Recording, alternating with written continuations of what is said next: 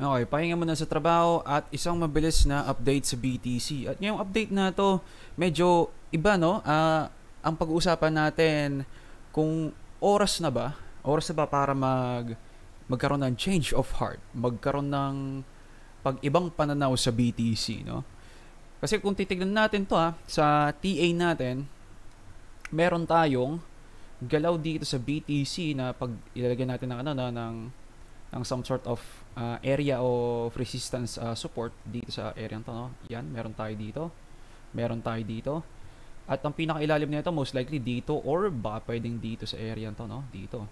So kung i-extend natin to ng ganyan, mapapansin natin no, kung saan yung breakdown, nandito siya, no? Yan, nandito siya sa area to, yung breakdown. Uusog natin to the right.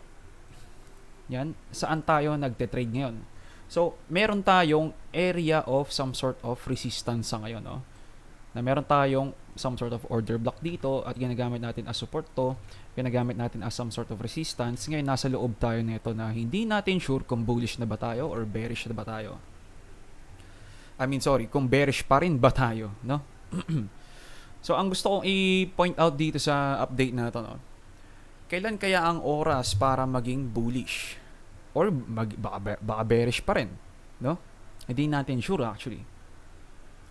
So gusto ko lang ipakita na itong bagsak ng BTC na to, meron tayo isa, meron tayo dito pangalawa. Na nagtry tayo pumunta ng resistance, rejection, pero hindi tayo bumagsak. Nag-bounce ulit tayo, rejection, hindi pa rin tayo bumagsak, no? Pwedeng meaning netong etong dalawang to kasi meron tayong double top dito. Pero pwede ring masabi baka double bottom naman to, no? At ang kakalabasan, kung double bottom to ng corrective move na possible na meron tayong some sort of bilang dito na 1 2 actually baka dito yung 3 4 5. Kapag meron tayong impulsive move na ganyan at nagko-correct lang tayo dito sa loob na to, meron tayong tinatawag na actually kung hindi ko masyado pinag-uusapan to, pero ang tawag dito sa mga nagre-range tayo sa loob ng ganto, Darvas box or basically ranging market lang, no? Ranging market. So ibig sabihin kapag nasa taas tayo, bearish tayo, kapag nasa ilalim tayo, bullish dapat tayo. Okay? Kasi ang madalas na move ng horizontal channel na ganito, ng horizontal channel na ganyan, aangat ang price, babagsak ang price, aangat ang price, babagsak ang price.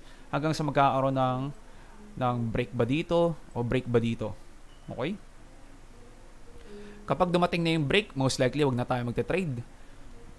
At ang kalabasan, ang pinakakailangan natin gawin, maghintay ng retest. Or kung medyo riskier kayo sa pag-trade or sa sabihin natin long or short, pwedeng breakout trade, no? Pwedeng breakout trade. Kaso ito isang napakalaking fake out to, no? Sunod-sunod yung high, no? Sunod-sunod yung high na ito. Zoom in tayo ng konti, Yan. Sunod-sunod tong high na to. Nakala natin, nagkaroon tayo ng close above, no? Close above dito, pero nagdump pa rin, no? Mapapansin natin yung liquidity hunts diyan, no? Liquidity hunts. So, hindi laging perfect yung ganong klaseng trade na breakout trade, kaya hindi ko gusto yung breakout trade, Madalas ang gusto ko yung pinakailalim or pinakataas ako nagte-trade, no? So, sa ngayon, kung sabihin natin may 5 waves nga talaga tayo dito, at meron tayong ABC correction dito, A, B, C, which is hindi ko nga lang gusto tong number, itong A hanggang B na to kasi mukhang 5 waves to pataas at mukhang ganito. Ayun lang, sabihin natin kung ito muna, kung ito yung ABC correction, may paparating tong pump pataas. Okay? May paparating. Kailangan natin tignan din ang potential na move nito in terms of pattern trading. So, meron tayong some sort of neckline dito, no? Some sort of neckline na makikita natin kung saan yung break, retest, dump, no? Ibig sabihin, may some sort of matinding resistance dyan at makakabuo tayo ng ano lang, normal na linya lang, normal na linya. Pero mapapansin din natin, atong normal na linyang to, merong some sort of, nasan ba yung ano? Some sort of nare-retest ang itaas niya, at madalas may mga ganong klaseng may mga ganong klaseng pattern na kapag nire-retest ang itaas na meron tayong pa-curve na ganitong move, meron tayong tinatawag na cup and handle pattern. So nasan nga ba yung hindi ko mahanap yung kailangan kong i-drawing ditong arc. Ayun, arc. Cup and handle pattern. Okay? So, hindi nga lang siya ganun ka-perfect. Hindi siya perfect, no? Actually, baka dito yung... Baka dyan. Hindi natin sure, no? Pwedeng dito. Kaso dapat ang cup and handle pattern, ganito yung itsura niya, na.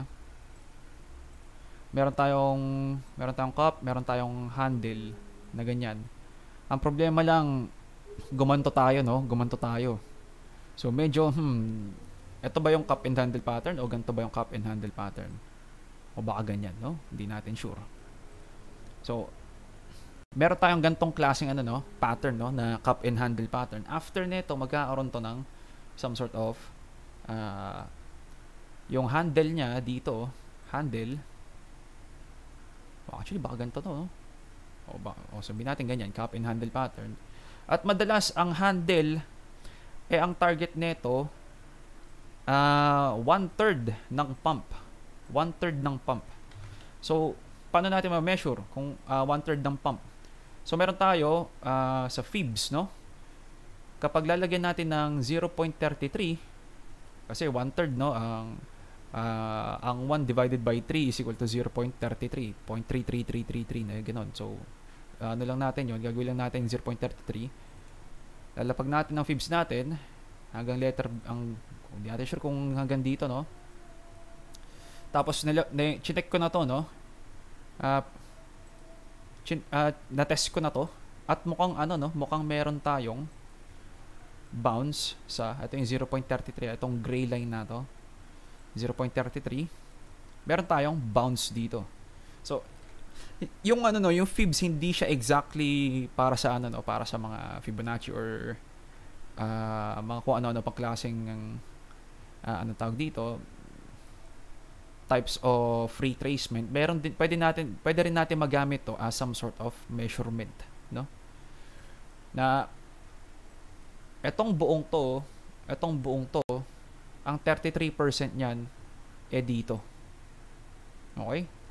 So, meron tayong nakikita na some sort of confluence na pwedeng dito na tayo nag-bottom. Dito sa 33% nato, no? Dito sa area to. Para sa first, second. Okay? So, buburahin ko lang to saglit. So, hindi ko sure kung ganito ba ang cup and handle o baka ganito yung cup and handle. Hindi natin sure. Pero 0.33 lang rin naman to, no? Kung i-check natin sa anong tawag dito? Sa usual na target ng handle. Ito yung handle, Ito yung handle. Or baka ito yung handle na mas malaking ganito. A, B, C na ganyan na mas malaki. At itsura niyan ganyan pa rin. Ganyan pa rin ang handle. Umaabot yan na hanggang 2/3. Okay? 2/3. Ibig sabihin, around 0.618. Okay? Kaya natin pinag-uusapan yung bearish na move sa short-term time frame. Bearish na move. Kasi umaabot to ng 618 or basically kapag 2/3, 0.66. 0.66 Ibig sabihin, 66%. So basically, dito sa area to, kaya natin pinag-uusapan ang bearish side. So, meron tayong confluences na pwedeng dito sa mga area to or baka dito na, no? So, ganun ang cup and handle pattern. I-google niyo yan kung paano yung cup and handle pattern, ano ang pinaka-target ng ng handle. Madalas ang target ng handle 1/3 or 2/3. Mas bullish kapag 1/3, kapag 2/3 naman medyo mas delikado, mas delikado kasi pwedeng mag-dump pa yun ng mas malalim ang kalabasan, no? Pero minimum 1/3 ang maximum madalas 2/3. Okay? So basically 33% or 66% ng pump na to, no? Ng pump na yan. Okay? So sabihin natin ha, kung meron tayong cup and handle pattern dito na bullish ah. Kailangan natin ma-measure yung target nito kung magbe-breakout tayo. So mula sa taas hanggang ilalim, breakout point, most likely dito yung breakout point niya, no? Breakout point, kung sabihin natin dito na siya, pero pag dito pa siya, actually pag dito pa banda, medyo short tayo ng konti kasi kakalabasan kung ABC correction na malaki to, ABC na ganyan, mga banda dito pa siguro yung breakdown niya, no? Or more like yung breakout niya, no? Mga banda dyan. Tapos mapapansin natin, dito tayo sa area to. Pero sabihin natin, ang breakout ay mga banda dito na, yan. Mababasag natin tong high na to, no? Mababasag natin tong high na to at magkakaroon tayo ng some sort of confirmation ng mas malaking move to the upside. Okay? Meron ding mga mga cup and handle pattern na hindi dito. Actually dito mismo sa ano tawag dito? Sa neckline na to. At mapapansin natin kung saan tayo magre-reject or magta-top, no? Dito sa ATH area. Okay? So gusto ko lang kayo maging aware doon, no? Kung pwede na ba tayo maging bullish, pwede na ba tayo maging bearish? Meron tayong bullish na long-term time frame. Okay? Meron tayong bullish na long-term time frame, ha? Gusto ko lang kayo maging aware doon. Pero yun nga, since ang start natin dito pa-dump at papunta sa resistance, ha? Ito, malaking resistance to. Basically, ito, no? Malaking resistance to. Papunta sa resistance. Ano kaya pwede natin maisip doon? Most likely, ang mas probable na mangyari dito ay meron tayong rejection. Mas probable na mangyari kasi nag-start tayo sa malakas na down move. Tapos pwede natin masabi ba corrective move lang to, no? Or sabihin natin nagre-retest ng breakdown point then babagsak, no? Hindi nga lang natin sure kung yung bagsak niya bottoming pattern or lower low. Kasi kapag bottoming pattern dapat gaganto to. Pwedeng ito na yung bottoming pattern na meron tayong double bottom. Pwedeng ito yung bottoming pattern na meron tayong higher low dito sa number 4 na to. Para mag push up. So meron tayong shoulder dito na mas malaki. At ganun pa rin 'yon.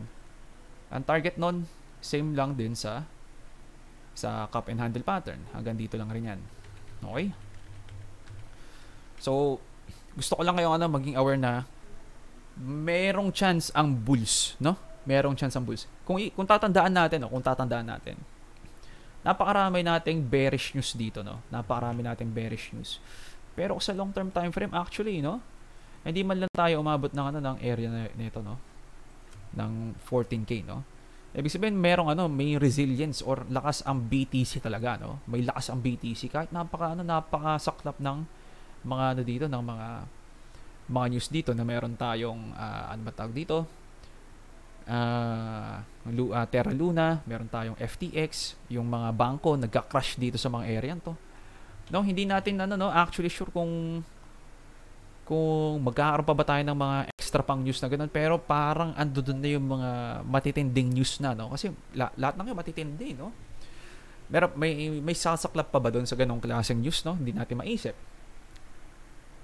So kung sasabihin natin sa FA, no, meron pa bang maibubuga yung bad news, no? Ayun yung pinakatanong, hindi natin sure. So siguro another pandemic para lang magkaroon ng bearish market to, no? Na isa pang matinding lower low, no? Kung iisipin lang natin ng medyo speculation lang, no? So kaya pinag-uusapan natin yung potential bullishness nito kasi isa sa mga isa sa mga minimum targets na para maging bullish kasi meron tayong short-term time frame na bearish dito. Short-term time frame bearish at ang kakalabasan ine-expect natin actually medyo lower pa. Medyo lower. Mga banda dito, no? Ito yung pinaka-optimal na bagsak. Pero kung ayaw na ibagsak, napoprove na tayo ng market as wrong na ayaw na talagang ibagsak, nakadalawang retest na dyan sa ilalim na yan as some sort of support na dating resistance, no, 1, 2, 3, dating resistance, break. Pero mapapansin nyo, no, sa pangatlo, meron siyang matinding drop bago nag-pump, no? So, pwede natin ma-expect yun kasi sa makikita natin dito, meron tayong 1, 2, tapos meron tayong maliit ditong 3, 4. Ito bang push down na to, tutuloy pa pababa? Or di natin sure? Kakalabasan. Okay? So, itong itong klaseng TA na to, medyo kailangan natin pag-ingatan lalo na yung short, no? Kasi ako, meron akong short dito sa taas na to, no? Meron akong short dito, meron din akong short dito, at meron akong short dito. Okay? Ang kinakalabasan, naghahanda na ako in case mag-pump ang BTC dito. Kasi, di ba nga, meron tayong ranging market, bullish sa ilalim, bearish sa top, bullish sa ilalim, bearish sa top, no? So, dito tayo sa area to, or medyo nakalagpas tayo dyan, no, sa mga areang yan, at etong area to dapat bullish tayo dito kung ganito, no, kung nagre-range tayo dito. So, ibig sabihin, may chance na mag-push up na naman to dito, kakaroon to ng reversal pattern of some sort, retest, then pump, no? Pwedeng mangyari yun, ha? So, inaabangan ko yung yung stop loss in profits ko dito sa mga area to, no? Dito sa mga area to. Yan. At potentially, siguro baka dito na yung stop loss in profits ko. Kasi ang kakalabasan nito kapag nag-hype pa tayo dito sa area to. Pupunta tayo ng 4 hours, ha? Yan. Kapag nag-high tayo dito, ito, tumataas yung probability na pati ito ma-high niya. Kasi meron tayo, ito, makikita nyo, meron tayong some sort of descending channel. Madalas kapag may descending channel tayo, ang break niyan madalas pa-upside. Pa-upside, no? Na, makakalabasan, magkakaroon tayo ng break, retest, pump. Makakalabasan. Then, ang target niyan, kung kung mag-breakout tayo, ng ganyan, yung etong high na to. Nakalabasan. Okay? So, andun yung bullishness. Gusto ko lang kayong maging aware na medyo bearish pa, pero ganun lagi madalas sa reversals na mukha pa siyang bearish, pero kapag nabibigyan na kayo ng sign na meron tayong some sort of double bottom dito, pero ganun kasi meron din double top dito, no? So, hindi pa tapos tong nasa pa rin tayo, nasa bearish market structure pa rin tayo dito, no? Ito, no? Bearish market structure pa rin to. Meron tayong high, meron tayong low, meron tayong high, lower high, meron tayong lower low, meron tayong lower high, meron tayong lower low, meron tayong lower high. Ito ba, babagsak ba ulit? Ang tanong, no? Kung bibilangin natin to in A, B, C, D, E, parang hindi pa kompleto to, no? A, B, C, D, E, parang meron pang isa pa dito para masabi natin meron tayong C wave, no? Minimum na C wave, then magpa-pump. Nakalabasan. Okay? So, mabilis lang, no? Sa 4 hours, check lang natin ng mabilis kung meron tayong makikita. Meron din tayong some sort of channel dito. Yan.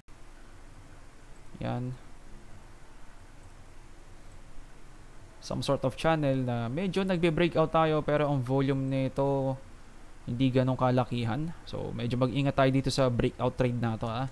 Baka malaking fake out to, no? Kaya ingat lang. Ano pa ba?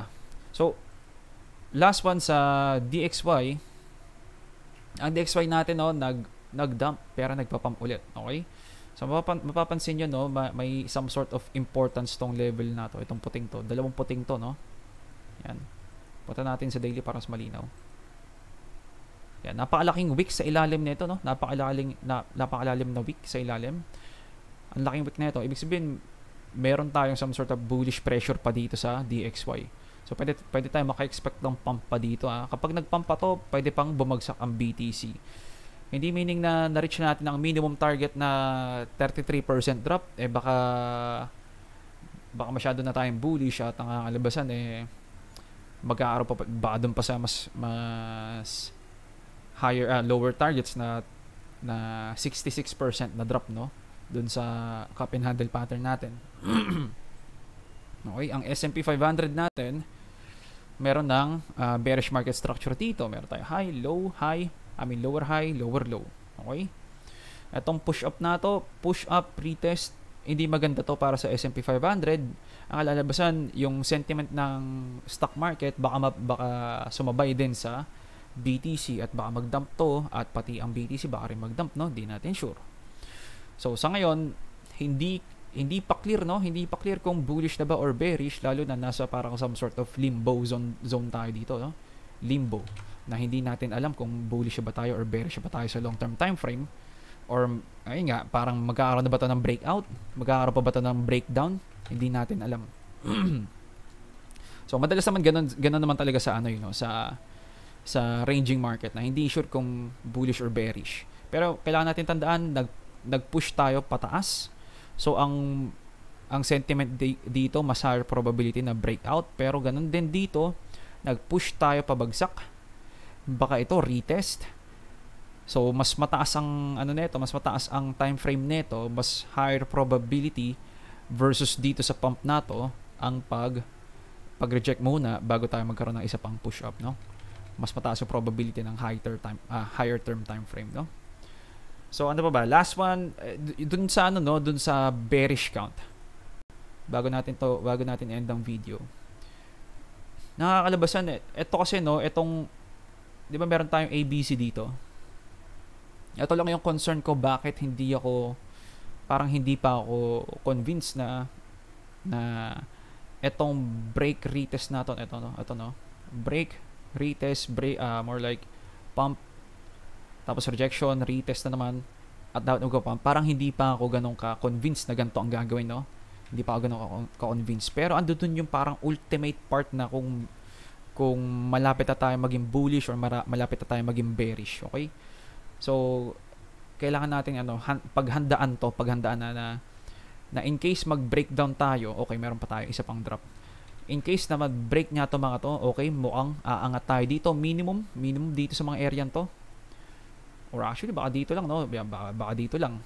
Mas masaklap nga lang to, kasi kapag dito lang, magkakaroon tayo ng head and shoulders pattern na naman dito, at bearish na naman yon.